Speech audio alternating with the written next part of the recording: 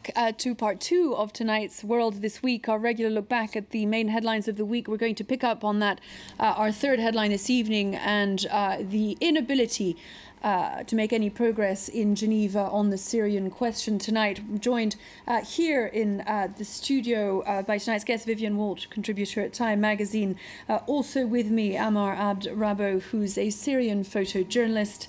Also here, Judah GRUNSTEIN, editor-in-chief of the World Politics Review, and Brian Eads, a journalist at our sister channel RFI, and also a former foreign correspondent for the Observer newspaper and Reader's Digest. Ammar, we were listening there to our third headline this evening, this failure to make any progress in round two now of the Geneva talks. The violence has continued unabated on the ground, and almost as might have been predicted to begin with, the fudge that had been the initial Geneva communique has proved entirely impossible to disentangle. Neither the regime nor the opposition can agree on even what they should be talking about. That has been the same since the beginning. I mean, I've been very skeptical and hoping I would be proven wrong. But unfortunately, it's what's happening. The regime goes to Geneva. We don't know really why, because still shelling every day, a lot of major civilian areas. You know, last week, all the TV were focusing on Homs, the evacuation of few hundred people who could really at last have some food and have some shelter. But on the same time, there was the worst shelling of Aleppo, the major city in the north, and this was provoking a major humanitarian refugees crisis on the Turkish border, because Aleppo is like an hour from Turkey, and I haven't seen it on any TV almost. I mean, it's been very much in the dark. So you can't really discuss with a regime who's doing this.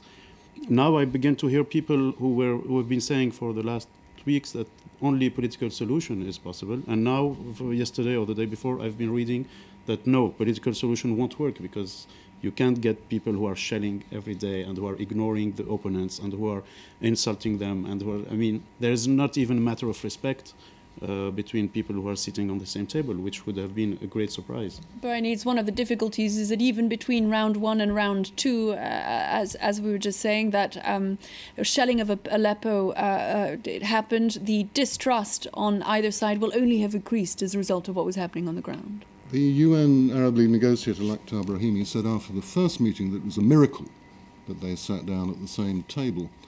So I think it's a bit unreasonable to expect either side to roll over and give up at this stage. What I think is interesting is the fuss about humanitarian aid. Clearly it's important. Stories are that people have been living on olives and grass. I didn't know that was possible. So that is important. But has there been any discussion about halting weapons flows? The rebels are getting weapons, presumably from the Middle East, from Saudi Arabia, perhaps, Qatar perhaps. Damascus is getting weapons, it is said, from Russia. Where are the efforts to stop this? Not at all, as far as I know. The weapons have continued flowing in. The bombings of towns have continued. The sieges of cities have continued, causing the humanitarian catastrophe that Valerie Amos has warned against again today. Vivienne, it's very difficult to see what these talks, and as Brian said, it was considered an achievement that they should even sit down, but one can't help but wonder at the end of round two whether anything actually has changed. I think what's so poignant and pathetic, really, listening to Lakhdar Brahimi speak after, admitting failure in the talks, is that, even these tiny little incremental, supposed accomplishments are regarded as being big successes, whereas in fact, the big picture is an utter failure of international diplomacy dating back really 2.5 years.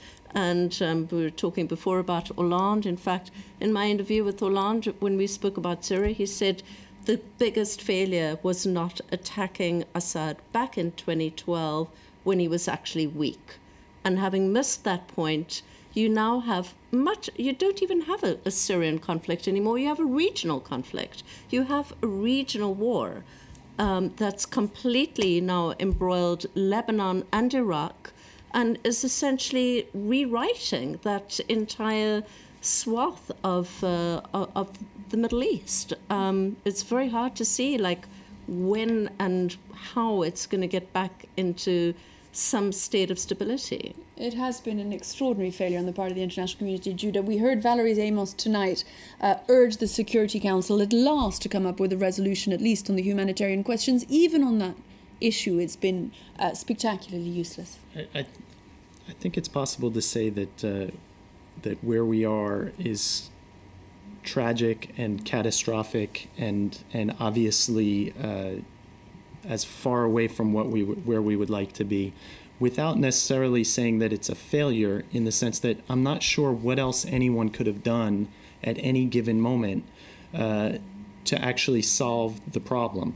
It's very easy to say, if only the Russians would agree to a Security Council resolution, if only Assad would agree to step down from power and do a transitional government, if only the rebels would agree to not ally themselves with Al-Qaeda, if only... there are a lot of if-onlys that need to go into actually getting some sort of successful approach to the conflict over the past couple of years. And this was, for most people that were looking at it clear-sightedly, that was pretty obvious from the very beginning. The fact is that civil wars of this nature in general end when there is a stalemate on the battlefield and when both sides are completely exhausted and tired of killing each other and dying. Now, what we found is that there's not a stalemate on the battlefield. For right now, for the past few months, maybe 6 months, the government has had the momentum. That could be pretty easily balanced with more weapons flow to the rebels. But more importantly, neither side seems tired of the killing. Neither side seems exhausted from the killing. Neither side seems to think that actually signing an agreement that they don't like is better than taking weapons, rifles, bombs into the streets and killing each other. It's a pretty stark choice that people are making. As long as they're choosing the second option, there's no way any political approach can work. There's no diplomatic approach that can work. The balance of power surrounding the conflict in terms of Russia, in terms of Iran, in terms of the Europeans and the United States, and all of the interests at play, you can point fingers all you want and say we're the good guys and you're the bad guys, but that doesn't change the fact that there's not a whole lot of room to maneuver to diplomatically solve the problem. Tragically and sadly, but that's the case. Ammar. Judah is right about the fact that nobody's yet exhausted and ready to talk, but I don't agree at all with what you said and with what Brian said about saying the two parts. You know, we still have a part that is heavily armed with amazing weapons, with Scud missiles, with helicopters, with airplanes, with, I mean, you name it, it's there. And the other part, I mean, you say many weapons are coming from the Gulf. I can tell you that on the ground, you see very old Kalashnikovs that are maybe 40 years old or 30 years old, people who are almost bare feet. I mean, they have old shoes, etc. I mean, these are the rebels who are fighting this amazing machine. You know, they're not, they don't have high tech, they don't have missiles to shoot on helicopters. If they had, we wouldn't be here. That's one of the issues. I mean, if they had more weapons, if they had more training, etc., we would probably not be at this level today. So I agree, they're not exhausted, but they're not on the same level of violence, of acceptance, of... Going back a while, Brian, of course, it had been thought that by providing weapons, machinery to the rebels, the military balance on the ground might be tipped in their favor. Any enthusiasm there may have been in London and Paris and Washington for that particular idea going back a few months was dissipated by the arrival or the fact that we learned of the involvement of ISIS, jihadists from abroad, and suddenly the cause of the rebels was lost in the concerns that the West had with the kind of people who were fighting alongside. Well, I have a question. I'm relatively ignorant about this Syria, but was Assad not elected? Is it not an elected government? What do you mean by elected? Well, they had elections. He was elected. Free elections? Is it not the case that a few years ago he was on the podium on the Champs-Élysées during the National Day? He was received Day not so long celebrations? Yes. But it's not the Champs-Élysées who should elect him. You know? I wonder how he's become public enemy number one, and it can be suggested that he should be toppled by the outside world. How has this happened? One of the interesting... This is, I'm sorry to say that, but this is typically Assad's rhetoric. He says the whole world wants to take me out of the map, etc. But it's his own people, and it's his decision. Some of them. it's his own people who's been said. Of course, it's not 20 millions of Syrians. Never in revolutions, everybody is in the street.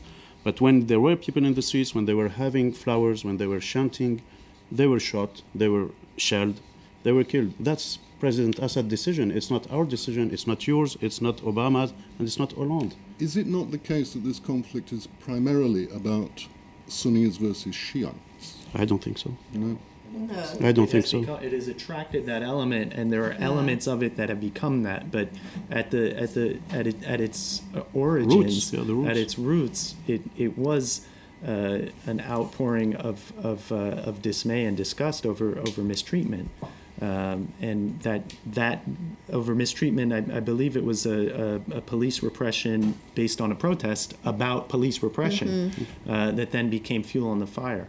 It was pointed out at the start of the round one of the Geneva talks when you had this fascinating moment where everyone gathered round the table and put their point of view forward, and it was what John Kerry had to say. He reminded those listening that had Bashar al-Assad not violently repressed what had been a peaceful protest in Daraa in the very beginning, they would not all have been in that room at that point. But the point, of course, that Brian makes is an interesting one, which is that today, however this began, it has become a sectarian conflict between Shia and Sunnis. And I think, I mean, I have to just interject one thing, since we are all journalists, that one of the most troubling things about the Syrian conflict at this point is that there's so little on-the-ground reporting.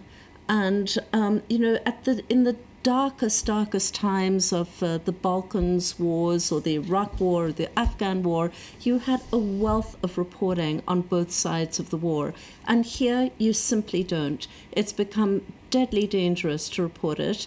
And we are more and more confused about what's going on in different localities within this vast country of Syria, because we're simply not there on the ground. Ammar, as a photojournalist, you must agree the difficulties of working in Syria. And I noticed that since day one, I mean, since even these peaceful protests, the journalists and every single citizen in the street who was holding a mobile phone was a target. You know, it was target. People who have been arrested, killed, wounded just before they were shooting and reporting what's happening. So, of course, I regret. Of course, it gives us an idea now that everything is very blurry and complicated on the ground and tough to understand and tough to report. Which plays into the regime's rhetoric, as you said. And it's perfect for the regime, you know, to say, oh, well, it's Al-Qaeda, it's ISIS. It's I always have to remind that ISIS and Al-Qaeda,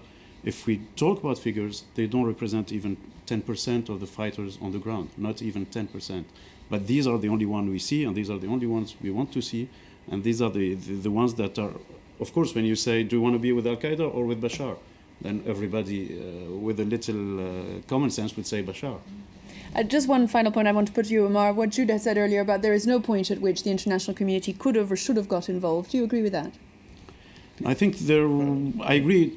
I'm not sure I said that. Am I misinterpreting? I'm sorry. I said there was never any easy solution or a guaranteed point where the outcome there's no guaranteed point, this is sure, but there were probably some steps we could have taken, as Vivienne said, quoting President Hollande in 2012, supporting the right guys, let's call it this way. So people tell you now, oh, but who are the right guys?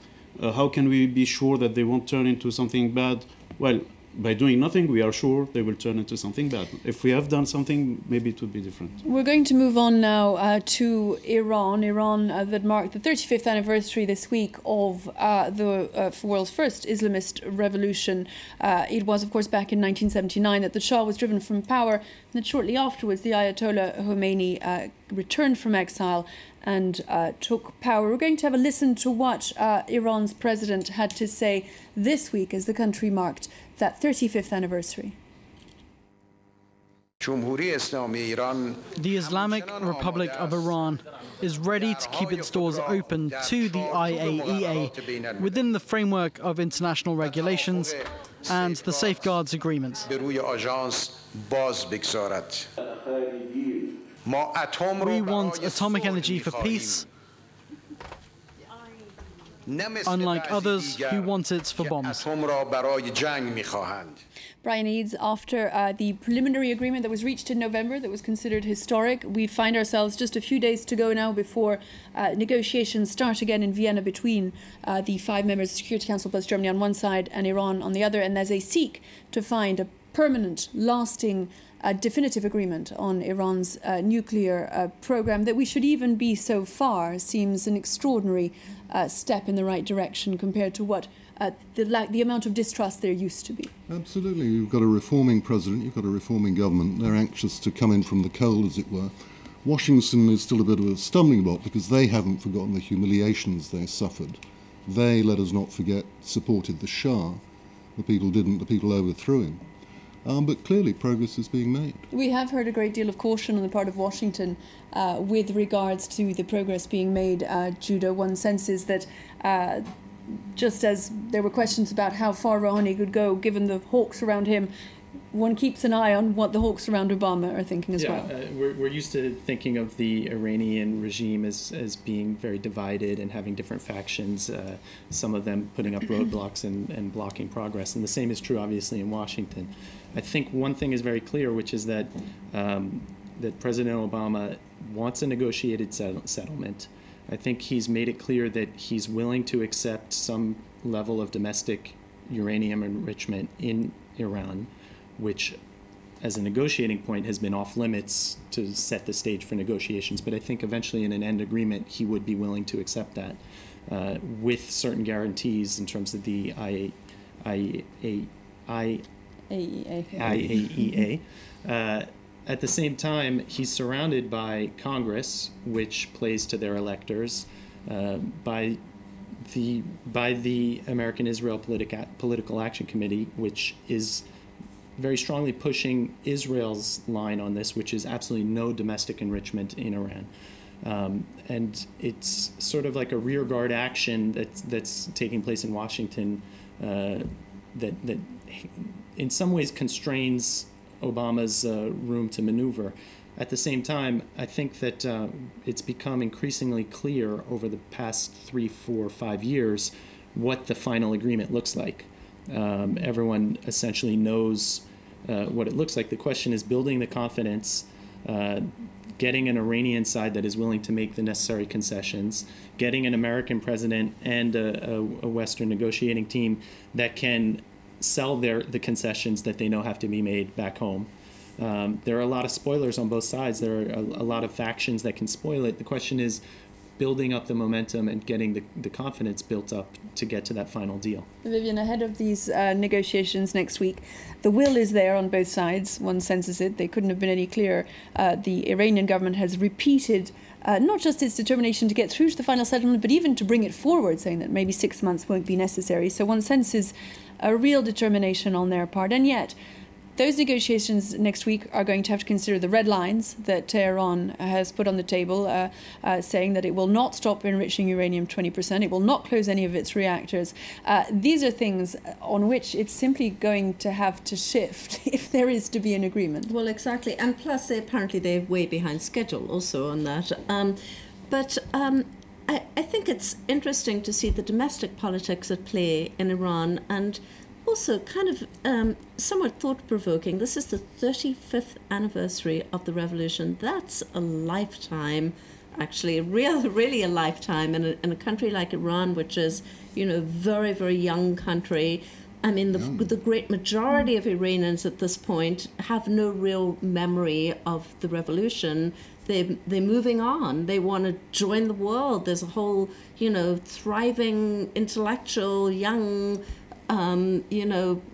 set of Iranians who we had a sense of it during the beginning of their Green Revolution a few years ago. Absolutely. And, I don't think it's any coincidence that a guy like Rouhani, for all his limitations, was elected. And I think clearly the Iranian regime knows that increasingly there will be, a sort of hunger for leaders who can basically get them, to become a normal country again. The big question, Ammar, when he was elected had been, would he manage to make any changes given the system above and around him, Ali Khamenei still in charge and very much calling the shots on the nuclear issue in particular, it seems that he has been given the leeway to make the steps that he wished to make towards the demands of the rest of the world.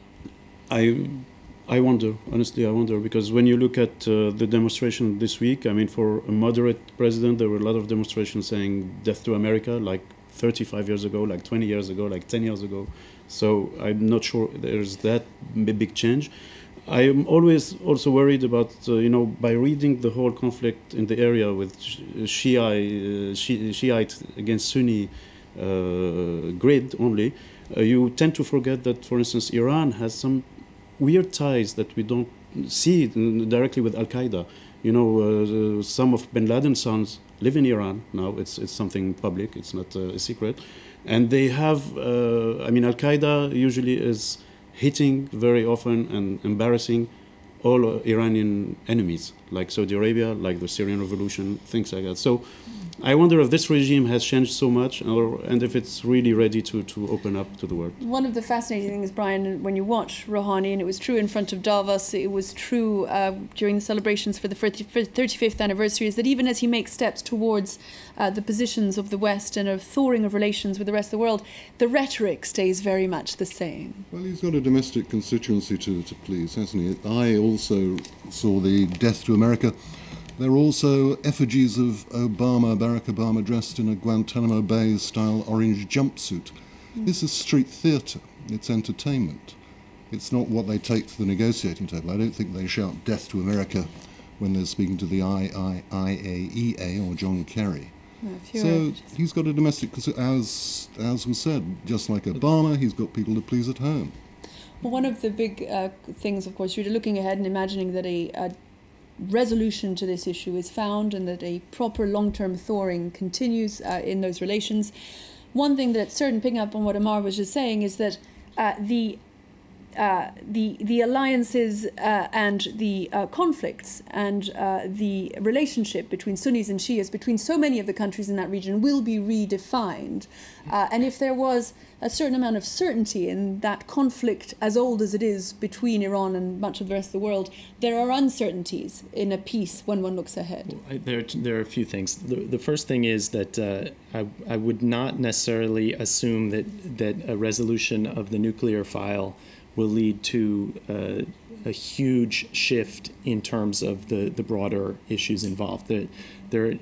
Across the board, the United States and Iran are on opposite sides of the field.